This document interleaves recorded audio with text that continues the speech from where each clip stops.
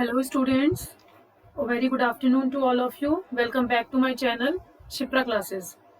जैसा कि आप सभी को पता है, मैं अभी पिछले कुछ दिनों से आपको अपने चैनल के थ्रू यूटेट का जो एग्जाम हुआ है उसका पेपर एनालिसिस करवा रही थी। उससे पहले हम टीचिंग एप्टीट्यूड की एक क्लास पढ़ चुके हैं जिसमें हमने टीचिंग एप्टीट्यूड के बारे में पढ़ा था। तो उसके बाद यूटेट का एग्जाम हुआ और उसके बाद हम पेपर एनालिसिस में लग गए थे, जिसकी वजह से हम टीचिंग एप्टीट्यूड को हमें अभी बीच में रोकना पड़ा था। तो अब हम आज से पेपर एनालिसिस में करवा चुकी हूँ काफी सारे क्वेश्चन पेपर के। तो आप जाइए, अगर किसी ने नहीं चेकआउट किया है तो जाके चेक कीजिए और आप तक मेरी सारी वीडियो पहुंचती रहे उसके लिए मेरे चैनल को लाइक, शेयर एंड सब्सक्राइब करना ना भूलें और बेल आइकन को जरूर प्रेस कीजिएगा। तो देखिए, टीचिंग एप्टीट्यूड में आपको बता चुकी थी कि टीचिंग एप्टीट्यूड क्या होता है। हमने टीचिंग एप्टीट्यूड पढ़ा था अपनी प्रीवियस क्लास में।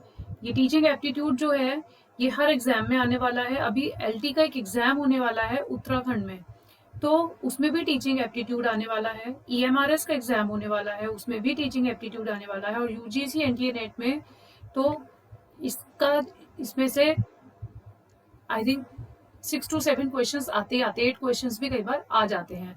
तो यूजीसी एनटीए नेट में टीचिंग एप्टीट्यूड एक मोस्ट इंपॉर्टेंट टॉपिक है, मोस्ट इंपॉर्टेंट यूनिट है।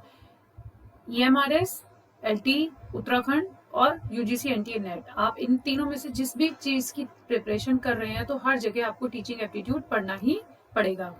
तो हमने इसमें टीचिंग एप्टीट्यूड की बात पढ़ी थी कि टीचिंग क्या होता है। एप्टीट्यूड, टीचिंग और एप्टीट्यूड मिलकर टीचिंग एप्टीट्यूड मिलता है। स्किल्स क्या होने चाहिए। स्मिथ के according teaching is a tripolar process and John Adam के through teaching as a bipolar process. ये सब हम पढ़ चुके हैं। टीचिंग में हमने meaning, characteristic, continuum. Continuum means training से हम कैसे इंडोक्ट्रिनेशन, लोएस्ट से हाईएस्ट लेवल पर पहुंचने को हम बोलते हैं continuum.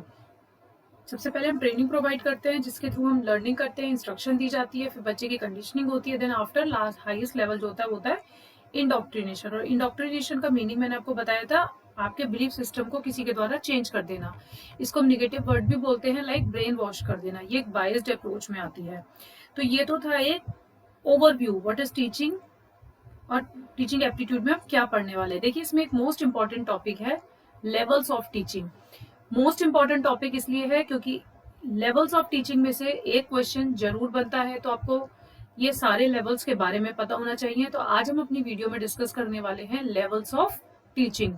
Levels of teaching, how many types of teaching, levels of teaching, there are 3 types of teaching, but हमने यहाँ पे 4 लेवल्स की बात करी है। मेन इंपॉर्टेंट 3 लेवल्स होते हैं, memory level, understanding level and the reflective level. Autonomous level जो है उसको हम लेवल ऑफ टीचिंग में ही काउंट करते हैं। लेकिन अगर क्वेश्चन पूछा जाए कि how many levels of teaching, then you have to say there are 3 levels of teaching: memory level, understanding level and the reflective level। सबके बारे में मैं आपको पहले थोड़ा थोड़ा सा ओवरव्यू दे देती हूँ, फिर हम 1 by 1 सारे लेवल्स को डिस्कस करेंगे। मेमोरी लेवल जो होता है वो होता है authoritarian teaching. Authoritarian teaching means जो टीचर ने कह दिया, टीचर ही इसमें मेन होता है। मेमोरी लेवल में स्टूडेंट पैसिव रोल प्ले करता है, मीन्स इसमें रोट लर्निंग पे फोकस किया जाता है, रट्टा लगाया जाता है। जैसे कि नर्सरी में बच्चों से कहा जाता है ABCDE, मीन्स उनसे रोट लर्निंग करवाई जाती है, क्रैमिंग करवाया जाता है कि आपको सिर्फ ABCDEFG A to Z और 1 to 10 ये याद करना है। तो वही रटते रहते हैं, वही पढ़ते रहते हैं। तो उसमें टीचर का ही मेन रोल होता है, बच्चा पैसिव होता है। अंडरस्टैंडिंग लेवल में डेमोक्रेटिक टीचिंग आ जाती है, मीन्स इसमें थोड़ी सी आपको फ्रीडम मिल जाती है। लाइक इसमें हम एग्जाम्पल्स के थ्रू समझते हैं कैसे किसी भी टॉपिक को किससे कैसे रिलेट करना है। रिलेशनशिप्स, जहाँ पे क्वेश्चन में रिलेशनशिप जैसा वर्ड आ जाए और आपसे पूछा जाए कि इसमें कौन सा लेवल है, तो वहाँ पर अंडरस्टैंडिंग लेवल की बात होती है। एग्जाम्पल्स के थ्रू अगर आप बात करें तब वहाँ पर अंडरस्टैंडिंग लेवल की बात होती है। 1 by 1 हम इनको डिस्कस करेंगे, जस्ट अभी हम ओवरव्यू ले रहे हैं। रिफ्लेक्टिव लेवल जो होता है वो हाईएस्ट लेवल ऑफ टीचिंग होता है, जिसे हम बोलते हैं लेसाइस्फेयर एटीट्यूड। मीन्स इसमें स्टूडेंट का रोल होता है 90% और टीचर का रोल होता है 10%। जैसे कि अगर आप पीएचडी कर रहे हैं तो पीएचडी करने के लिए जब आप रिसर्च करेंगे तो आप ही का रोल सबसे ज्यादा होगा। मीन्स जो स्टूडेंट रिसर्च कर रहा है तो उसमें स्टूडेंट का रोल 90% हो जाता है और टीचर सिर्फ बच्चे को गाइड करता है टाइम टू टाइम। तो वहां पर क्या हो जाता है, 10% टीचर का रोल। तो इसलिए इसको रिफ्लेक्टिव लेवल बोलते हैं, हाईएस्ट लेवल ऑफ टीचिंग बोलते हैं और इसी को लेसाइस्फेयर एटीट्यूड भी बोलते हैं। ऑटोनॉमस लेवल क्या होता है? देखिए, ऑटोनॉमस लेवल जो होता है ये नेचुरल होता है, जिस सेंसेस के थ्रू जब बच्चा सीखता है, जैसे बच्चा सांस लेना सीखता है, उसे कोई टीचर नहीं सिखा रहा, उसे कोई पेरेंट्स नहीं सिखा रहे, मीन्स वो नेचुरल सांस लेना सीख रहा है। जब वो आता है तो उसे पता है कि दूध की बॉटल मुंह में कैसे लगानी है, कैसे पीना है। तो इसके लिए उसको कोई टीचर ने उसको ट्रेनिंग नहीं दी है, उसको कोई पेरेंट्स ने ट्रेनिंग नहीं दी है।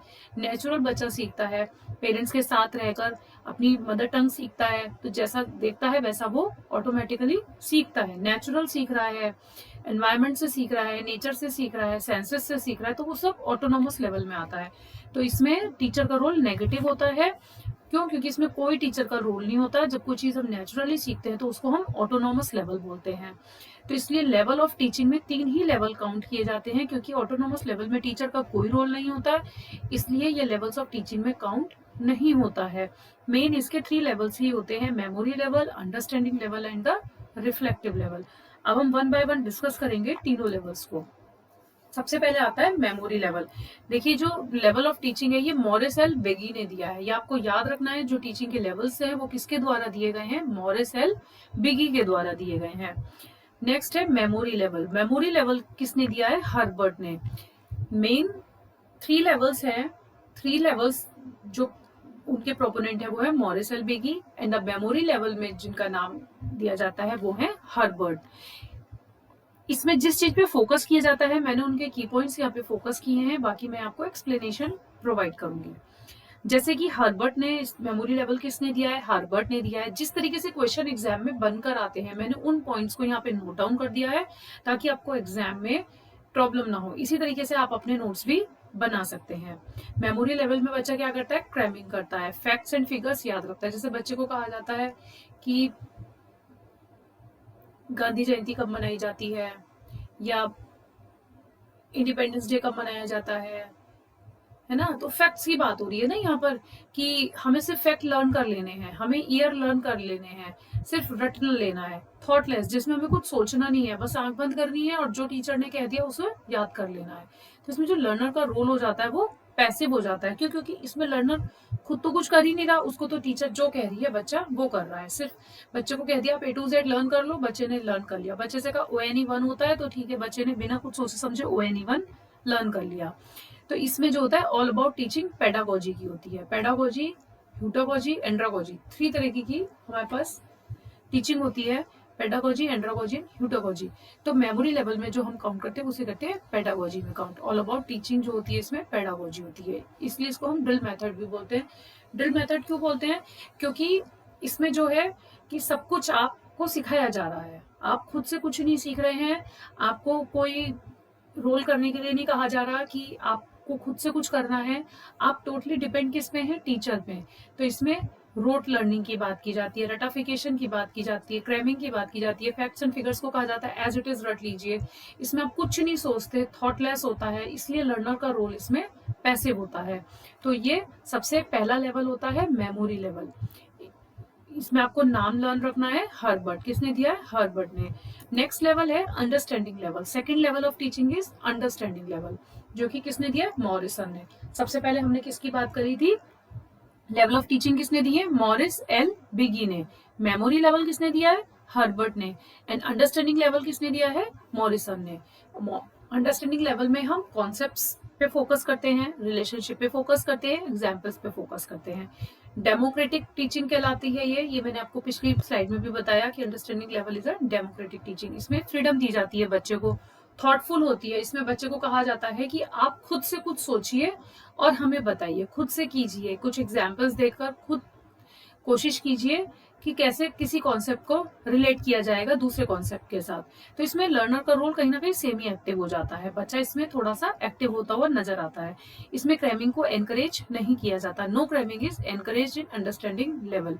इसमें फोकस किस पर होता है? मास्टरी ऑफ द कंटेंट पर, कंटेंट की मास्टरी पर, कि आपको कंटेंट पे फोकस करना है, उसकी मास्टरी करनी है, किस तरह से आप कंटेंट को और ज्यादा इंपॉर्टेंट बना सकते हैं। अब जैसे हमने बात करी मेमोरी लेवल में हम पेडागोजी पढ़ते हैं, इसमें हम एंड्रागोजी पढ़ते हैं, self directed adult learning. Means इसमें जो है आपको फ्रीडम दी जाती है कि आप खुद से कॉन्सेप्ट को क्लियर कीजिए, थोड़ा सा एक्टिव होना सीखिए। ऐसा नहीं है कि जो टीचर ने कह दिया सिर्फ आपको वही रटना है। जैसे कि क्या होता है, जैसे जैसे बच्चा बढ़ता है तो उसको पैसिव से एक्टिव की ओर मूव ऑन किया करना पड़ता है। ऐसा नहीं है कि जो टीचर ने बता दिया कि at the end of chapter के जो लास्ट में 4 क्वेश्चन है बस आपको उसी में से एग्जाम में आएगा, ऐसा नहीं है। बच्चे से कहा जाता है ये 4 क्वेश्चन तो आपको पढ़ने ही है, आपको पूरा चैप्टर रीड आउट करके आना है, हम इसमें से कहीं से कुछ भी पूछ लेंगे। तो बच्चा जब चैप्टर पढ़ेगा तो कहीं ना कहीं वो अपने आप को एक्टिव महसूस करेगा। तो उसमें बच्चे का रोल जो हो जाता है वो थोड़ा सा फ्रीडम फील करता है कि हाँ अब मैं खुद से पढ़ूंगा और खुद से समझूंगा। तो वो कहीं ना कहीं कॉन्सेप्ट्स को, कंटेंट पे फोकस करता है, कॉन्सेप्ट्स में रिलेशनशिप बनाने की कोशिश करता है, एग्जाम्पल्स के थ्रू समझने की कोशिश करता है। तो सेल्फ डायरेक्टेड इसमें आता है, इसलिए इसमें एडल्ट लर्निंग को काउंट किया जाता है। और क्या आती है इसमें, एंड्रागोजी की बात करते हैं। नेक्स्ट है, last one is highest level is reflective level. Reflective level किसने दिया है, हंट ने। मैंने आपको बताया था रिफ्लेक्टिव लेवल में हम लेसाई स्फीयर की बात करते हैं। लेसाई स्फीयर मीन्स कि जहां पर बच्चे का रोल 90% हो जाता है और टीचर का रोल 10% हो जाता है। ये थॉटफुल से और ऊपर हो जाता है, अपर थॉटफुल। अगर अंडरस्टैंडिंग में बच्चे का रोल 40% या 50% या फिर 60% भी है तो रिफ्लेक्टिव लेवल में वही बच्चे का रोल 90% हो जाता है। बच्चा प्रॉब्लम सॉल्व करना सीख जाता है, उसके अंदर प्रॉब्लम सॉल्विंग स्किल्स जब डेवलप हो जाते हैं, इट मीन्स वो अभी किस लेवल पर है, रिफ्लेक्टिव लेवल पर है। रिफ्लेक्टिव लेवल को हम क्या बोलते हैं, highest level of teaching. And reflective level is also known as introspective level of teaching. ये आपको जरूर याद रखना है कि जो रिफ्लेक्टिव लेवल है वो इंट्रोस्पेक्टिव लेवल ऑफ टीचिंग कहलाता है।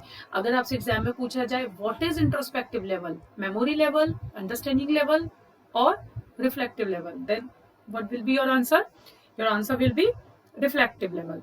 इसमें हम किस स्टडी की बात करते हैं, ह्यूटागोजी की। Self determined double loop learning आता है, जिसमें क्या आता है, डबल लूप लर्निंग। देखिए एक होता है सिंगल लूप लर्निंग, होता है double loop learning. Self directed हमने इसमें किसकी बात करी थी, सेल्फ डायरेक्टेड की। यहाँ पर हमने बात करी थी सेल्फ डायरेक्टेड की, और रिफ्लेक्टिव लेवल में हम बात करते हैं सेल्फ डिटरमाइंड की। तो देखिए जो सेल्फ डायरेक्टेड है, सेल्फ डायरेक्टेड होता है आपका single loop learning, and self determined होता है आपका डबल लूप लर्निंग। तो इसमें जो चेंज हम क्या करते हैं, सिंगल लूप में हम प्रॉब्लम का सॉल्यूशन ढूंढते हैं। सिंगल लूप में हम क्या करते हैं, प्रॉब्लम का सॉल्यूशन ढूंढते हैं। लेकिन डबल लूप में हम क्या करते हैं, प्रॉब्लम का सॉल्यूशन तो ढूंढते ही ढूंढते हैं, लेकिन हम प्रॉब्लम का कारण पता करने की कोशिश करते हैं। कॉज ऑफ प्रॉब्लम देखते हैं कि किस वजह से प्रॉब्लम आई, मीन्स उसको चेंज करने की कोशिश करते हैं। तो ये एक कहीं ना कहीं मेटाकॉग्निशन का काम करता है। मेटाकॉग्निशन क्या होता है कि जो हम सोच रहे हैं उसमें और ज्यादा डीप जाके सोचना। तो ये एक हमारे लिए चैलेंज हो जाता है। तो क्या डिफरेंस हुआ self determined and self direction में, self directed and self determined में। Self directed is a single loop learning and the self determined is a double loop learning. तो सेल्फ डायरेक्टेड में आप प्रॉब्लम का सॉल्यूशन ढूंढते हैं, and the double loop learning में आप क्या करते हैं, प्रॉब्लम का सॉल्यूशन तो ढूंढते ही हैं, लेकिन प्रॉब्लम का कारण जानने की भी कोशिश करते हैं कि प्रॉब्लम हुई क्यों। तो उसको चेंज करने की कोशिश करते हैं कि हाँ अगर ऐसी प्रॉब्लम हुई है तो हम इसका सॉल्यूशन ऐसा ढूंढेंगे कि ये प्रॉब्लम दोबारा ना हो। तो ये डिफरेंस होता है self directed and self determined में, and single loop and double loop learning में। तो आज हमने डिस्कस किया levels of teaching, memory level of teaching, understanding level of teaching and the reflective level of teaching. इससे related मैं कुछ questions भी आप लोगों के लिए लेकर आऊंगी कि एग्जाम में किस तरह से लेवल ऑफ टीचिंग में क्वेश्चंस पूछे जाते हैं। तो ये एक बहुत इंपॉर्टेंट टॉपिक है, तो इसको पढ़ना हर स्टूडेंट के लिए बहुत इंपॉर्टेंट हो जाता है। प्लीज अगर आपको आज की वीडियो मेरी पसंद आई हो तो लाइक, शेयर एंड सब्सक्राइब कीजिए। इसी तरीके से हम 1 बाय 1 टॉपिक डिस्कस करते रहेंगे टीचिंग एप्टीट्यूड के।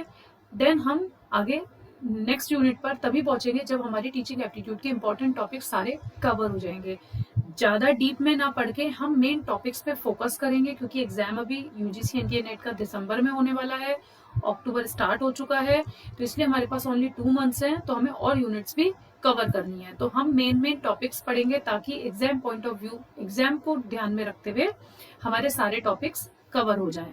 और अगर आपको वीडियो पसंद आ रही है तो प्लीज मेरे चैनल को सब्सक्राइब करके रखिए ताकि आपके पास कोई भी नोटिफिकेशन आपसे मिस ना हो पाए। And for today thank you for watching.